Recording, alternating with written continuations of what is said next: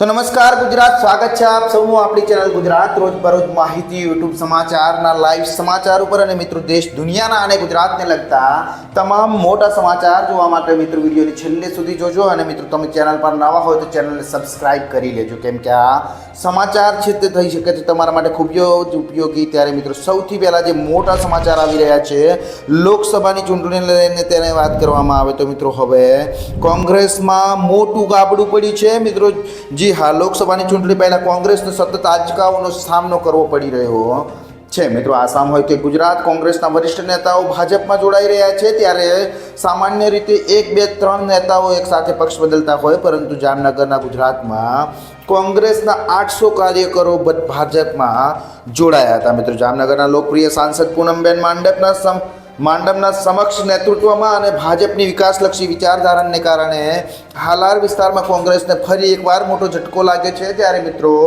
ખંભાળિયામાં મળેલી બેઠકના જામનગરના સાંસદ પૂનમબેન માડમ, રાજ્યના કેબિનેટ મંત્રી મૂળજીભાઈ બેરા અને જિલ્લા ભાજપ પ્રમુખ મયુરભાઈ ગઢવીએ કોંગ્રેસના તમામ આગેવાનોનું સ્વાગત કર્યું હતું। મિત્રો વાત કરવામાં આવે, પૂનમબેન માડમે જણાવ્યું હતું કે દેશની જેમ જામનગર લોકસભા મત વિસ્તારમાં પણ કોંગ્રેસ મુક્ત વાતાવરણ સર્જાયું છે અને ભારતીય જનતા પાર્ટીને ભારતની જનતાને પણ દેશને કોંગ્રેસ મુક્ત કરવાનો આધાર નિરાધાર કર્યો છે, જે ખૂબ જ મોટા સમાચાર આવી રહ્યા છે। ત્યારબાદ મિત્રો બીજા મોટા સમાચારની વાત કરવામાં આવે તો હવે આધાર કાર્ડને લઈને મોટી અપડેટ આવી છે। જી હા મિત્રો, યુઆઈડીઆઈએ આધાર અપડેટની સમય મર્યાદામાં વધારાની જાહેરાત કરી છે અને મિત્રો આધાર કાર્ડ ધારકોને 14 જૂન 2024 સુધી મફતમાં જે ફેરફાર કરી શકે છે અને આ સેવાઓમાં આધાર પોર્ટલ પર ઉપલબ્ધ હશે। મિત્રો વાત કરવામાં આવે, જો તેઓ તેમના આધાર કાર્ડમાં કોઈ ફેરફાર કરવા માંગતા હોય તો તમામ લોકોને આ તકનો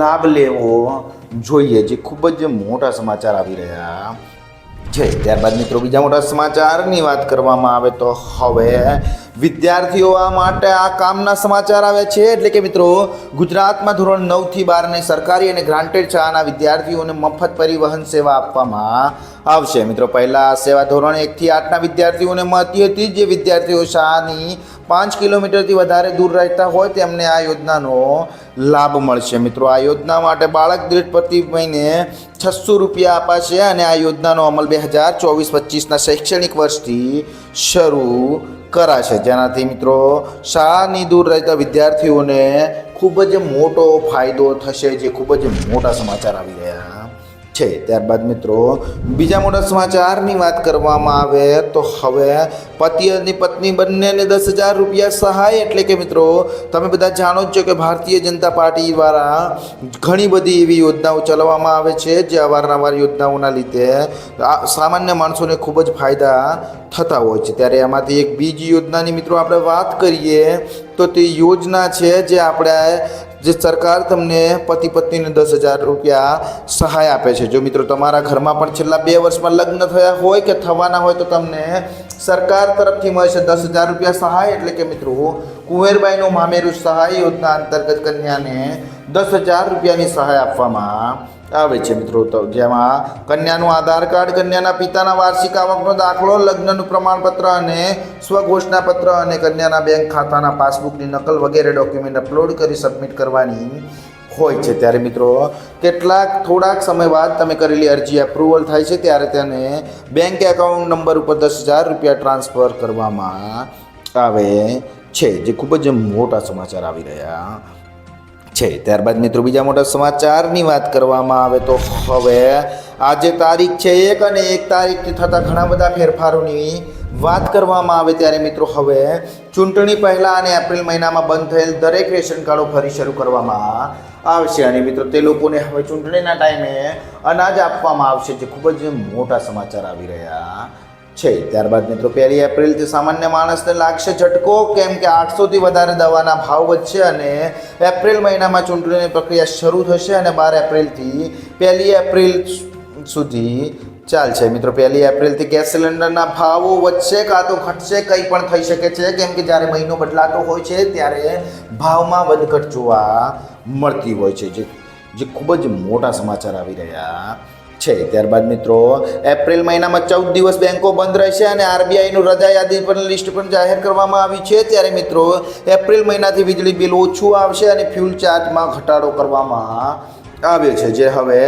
લાગુ થશે. ત્યારે મિત્રો એનપીએસ એકાઉન્ટમાં લોગિન કરવા માટે એનપીએસ એકાઉન્ટ ધારકોને યુઝર આઈડી અને પાસવર્ડ તેમજ આધાર કાર્ડ સાથે લિંક કરેલ મોબાઈલ નંબરની જરૂર પડશે, જે ખૂબ જ મોટા સમાચાર આવી રહ્યા છે. ત્યારબાદ મિત્રો બીજા મોટા સમાચારની વાત કરવામાં આવે તો હવે સરકારે ખેડૂતોની આશા પર પાણી ફેરવ્યું છે. જી હા મિત્રો, છેલ્લા ઘણા સમયથી જ્યારે સમાચાર આવી રહ્યા હતા કે કેન્દ્ર સરકાર પીએમ કિસાન સન્માન નિધિ યોજના અંતર્ગત મળનારી રકમને 6,000થી વધારીને 12,000 કરી શકે છે, ત્યારે મિત્રો આ સ્થિતિમાં સામાન્ય માણસને 12,000 રૂપિયા મળશે તેવી એક આશા હતી. પરંતુ મિત્રો હવે સરકારે આ આશાઓ પર પાણી ફેરવી દીધું છે, કેમ કે મિત્રો કૃષિ મંત્રી અર્જુન મુંડાએ લોકસભામાં કહ્યું છે કે આવી કોઈ દરખાસ્ત હાલમાં સરકાર પાસે વિચારણા હેઠળ નથી. એટલે કે મિત્રો આવી કોઈ જ યોજના નથી બહાર પાડવામાં આવી છે. ખૂબ જ મોટા સમાચાર આવી રહ્યા છે. ત્યારબાદ મિત્રો બીજા મોટા સમાચારની વાત કરવામાં આવે તો હવે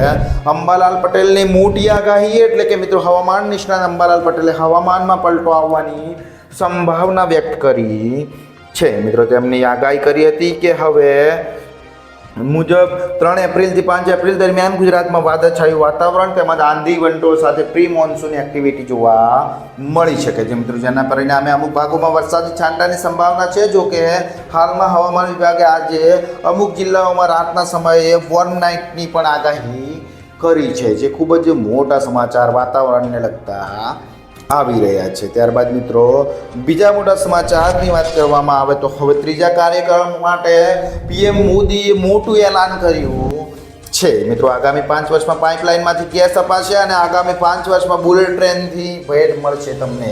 એટલે કે મિત્રો 5 લાખ રૂપિયા સુધીની મફત સારવાર મળશે. મિત્રો વાત કરવામાં આવે બીજી એમને જે એલાન કર્યું છે તેમાં ગરીબો માટે ઘર બનતા રહેશે અને વિકાસની ગતિ ધીમી નહીં થાય અને દેશની પ્રગતિ માટે સામૂહિક પ્રયાસો કરો. અને અમારી ત્રીજી ટર્મ બહુ દૂર નથી, ત્યારે અમારો પ્રયાસ લોકોના જીવનમાં સુધારો કરવાનો છે તેવું પ્રધાનમંત્રી નરેન્દ્ર મોદીએ જણાવ્યું હતું, જે ખૂબ જ મોટા સમાચાર આવી રહ્યા છે. ત્યારબાદ મિત્રો બીજા મોટા સમાચારની વાત કરવામાં આવે તો હવે નાણાકીય વર્ષનો આજે પહેલો દિવસ હતો, ત્યારે કહી ખુશી કહી ગમ જોવા મળ્યો છે. મિત્રો નાણાકીય વર્ષનો જ્યારે આજે પહેલો દિવસ હતો ત્યારે સોનાના રોકાણકારો માટે દિવાળી સમાન નીવડ્યો છે, જ્યારે નવી ખરીદી કરવા માંગતા લોકો માટે કાળો સાબિત થયો છે. મિત્રો સોનાના ભાવ વધવાની સાથે જ સોની બજારમાં અસર જોવા મળી છે. જો કે માર્કેટમાં ભાવ વધારાને કારણે ગ્રાહકોના હાથ ખિસ્સામાં જતા અટક્યા છે અને બીજી તરફ મિત્રો સસ્તા ભાવે સોનું ખરીદીને બેઠા હોય તેવા રોકાણકારો માટે આ ભાવ વધારો વળતર આપી રહ્યું છે. એક તરફ બજારમાં આજે તેજી છે, ત્યારે બીજી તરફ અમદાવાદના સોનાના ભાવ રૂપિયા 69,050 હતો, જે આજે 71,000 પાર કરી ગયો છે. મિત્રો 24 કેરેટ સોનું ખરીદવું હોય તો આજે 71,000 કરતાં મોટી રકમ આપવી પડશે અને આ સાથે જ 22 કેરેટ અને 18 કેરેટ અને 14 કેરેટ પર ઉત્તરોત્તર ભાવ વધારો જોવા મળી રહ્યો છે, જે ખૂબ જ મોટા સમાચાર આવી રહ્યા છે.